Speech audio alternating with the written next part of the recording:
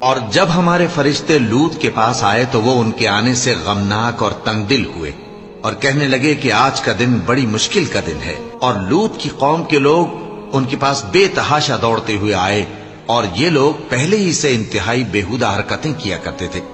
لوط نے کہا کہ اے بھائیو، یہ جو میری قوم کی لڑکیاں ہیں یہ تمہارے لیے جائز اور پاک ہیں، تو اللہ سے ڈرو اور میرے مہمانوں کے بارے میں مجھے بے آبرو نہ کرو۔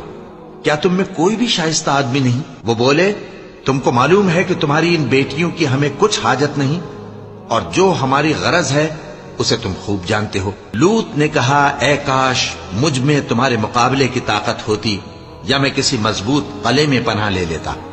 فرشتوں نے کہا، اے لوط، ہم تمہارے پروردگار کے فرشتے ہیں، یہ لوگ ہرگز تم تک نہیں پہنچ سکیں گے، تو کچھ رات رہے سے اپنے گھر والوں کو لے کر چل دو، اور تم میں سے کوئی شخص پیچھے مڑ کر نہ دیکھے، مگر تمہاری بیوی کے جو آفت ان پر پڑنے والی ہے وہی اس پر بھی پڑے گی۔ ان کے عذاب کے وعدے کا وقت صبح ہے، اور کیا صبح کچھ دور ہے؟